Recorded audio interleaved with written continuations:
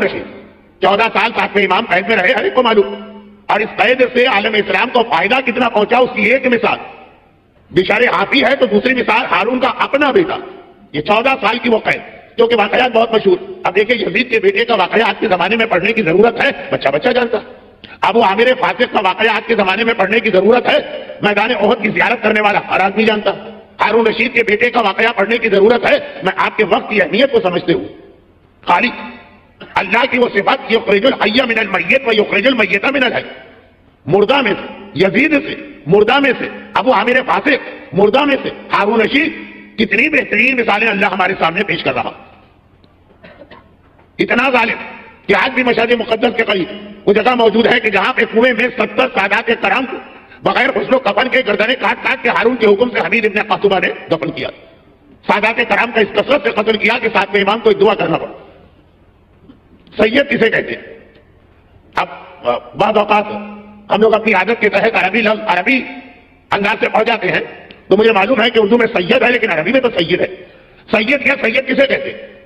ایک تو اس کی فقہی تعریف ہے کہ اولاد رسول میں سے کس انداز سے ہو، ایک اس کی جسمانی پہچان تھی اور ساتھ اس کے اخلاق اور کردار کی علامتیں، کیونکہ بہت ہی زیادہ جذباتی موضوع ہو جاتا ہے تو میں اس کی تفصیل میں نہیں جاتا ہوں۔ کہ امام نے فرمایا کہ جس میں 7 باتیں نظر آئیں وہی سید ہے۔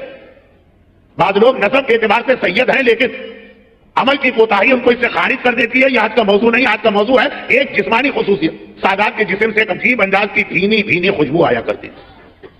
اللہ کے رسول کے بارے میں یہ روایت آپ نے بہت سنی، اور جو ہمارا آج کا موضوع ہے آگے چل کر تھوڑا سا یہ اس سے متعلق بھی، اور وہ یہ ہے کہ اللہ کے رسول اکثر اپنی بیٹی فاطمہ کو برابر میں بٹھا کے فاطمہ کا جسم سونگا کرتے تھے کہ مجھے اس میں سے جنت کی وہ خوشبو آتی۔ جو ولادت سیدہ کے حوالے سے ایک روایت ہے کہ پیغمبر گئے جنت کے میوے استعمال کیے، تو یہ اکثر پیغمبر اور یہ کہہ کہ کائنات میں اس سے بہتر کوئی خوشبو نہیں ہے تو دادی کی خصوصیت پوتوں میں یا پوتیوں میں منتقل نہ ہو، یہ کیسے ممکن؟ مگر حجاج ابن یوسف سے لے کے ہارون رشید عباسی تک وہ سارا زمانہ کہ جس کے اندر صاحبان ایمان اس قتل و غارت گری کا نشانہ بنے ہوئے تھے، نسلیں مٹائی جا رہی تھی، غیر سید تقیہ کر کے حکم امام سے اپنے آپ کو بچا رہے تھے۔ دل نہیں چاہ رہا تھا ان کا نام علی پہ جان چلی جائے تو کوئی گھاٹے کا یا خسارے کا سودا نہیں ہے، لیکن مسئلہ یہ ہے کہ اپنے جذبات عقیدت پر حکم امام کو ترجیح دی جاتی۔ امام نے کہا کہ تقیہ کرو، اور ایسا کہ اگر ہمیں برا بھلا کہنے کا حکم آئے تو برا بھلا بھی کہہ دو۔ غیر سید تو بچ گئے، سادات کرام اپنے جسم کی اس خوشبو کی وجہ سے کیسے اپنے آپ کو بچائیں؟ تو تقیہ بھی کر لیں تو ان کے جسم کی خوشبو یہ بتا رہی۔ اور جو سفیانی آخری زمانے میں قانون بنائے گا، اور ہو سکتا ہے کہ آج سفیانی آ چکا ہو کسی ایسی شکل میں کہ ہم اور آپ اسے سفیانی ابھی تک نہیں سمجھ رہے، اور یہ قانون چل بھی رہا، لیکن آخری زمانے میں جو قانون سفیانی بنائے کہ اگر کسی کا نام علی ہے تو اسے قتل کر دو، کسی کا نام حسن ہے تو اسے قتل کر دو، کسی کا نام حسین ہے تو اسے قتل کر دو، کسی کا نام جعفر ہے تو اسے قتل کر دو، کسی کا نام فاطمہ ہے تو اسے قتل کر دو، کسی کا نام زینب ہے تو اسے قتل کر دو، یہ قانون بن چکا۔ حجاج ابن یوسف کے زمانے میں ناموں پہ شہید کیا جا رہا تھا، اور جب کسی نے کہا کہ مگر اے حجاج یہ ہے تو ہمارا ہم عقیدہ، کہا ہم عقیدہ ہونا الگ بات ہے، یہ نام اس نے اپنا باقی کیوں رکھا؟ اگر اس کے بعد کی امان غلطی سے یہ نام رکھ دیا تھا تو اس کو نام بدلنا چاہیے تھا، نام نہ بدلنا دلیل اس بات کی ہے کہ اس کے دل کے کسی گوشے میں تھوڑی بہت علی کی محبت موجود۔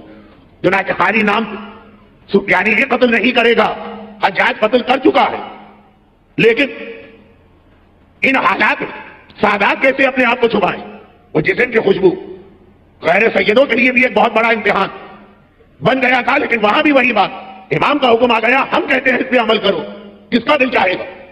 کہ جب ہارون نے یہ حکم جاری کیا کہ غیر سید تقیہ کر کے اپنے آپ کو چھپا رہے ہیں تو سڑکوں پر جگہ جگہ علی اور فاطمہ کا نام لکھو اور ہر ایک کو اس پر سے گزارو، اور پھر اتنا دیکھ لو کون ہے جس کے قدم تھوڑا سا رکے۔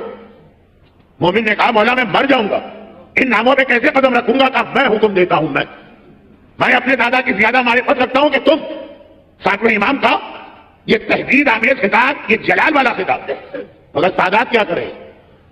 اس وقت ساتویں امام کی یہ دعا کتابوں میں ہے کہ پروردگارا ان کے بدن سے اس خوشبو کو واپس لے لے جو ان کی جان جانے کا سبب بن رہی۔ یہ جسمانی خصوصیت سید کی تھی، اور یہ واپس آئے گی خصوصیت ظہور امام کے بعد۔ ظہور امام کی برکتوں میں ایک برکت یہ ہے کہ جب تقیہ اٹھ جائے تو وہ سارے عمل جو تقیہ کی وجہ سے امام نے تشیع کو حکم دیا وہ سب ختم ہو جائیں گے۔ لیکن یہ بات کسی اور نہج پہ چلی گئی، ایسا بدترین ہارون، اس کا بیٹا دیکھیں کتنا بہترین بنا۔ اور ایک جملہ میں کہتا ہوں جس سے یہ بھی ڈر لگتا ہے کہ کسی کے جذبات مجروح نہ ہونے پائے. میں کسی کو ہرٹ نہیں کرنا چاہتا اور نہ مسئلے کی اہمیت کو کم کرنا چاہتا ہوں، لیکن بہرحال ایک جملہ تو ہے کہ سارا عالم اسلام عالم تشیع وہ عرفان اہل بیت کربلا اور نجف کی زیارت کو جاتے ہیں. آقا حسین کی زیارت کریں گے، مولا علی کی زیارت کریں.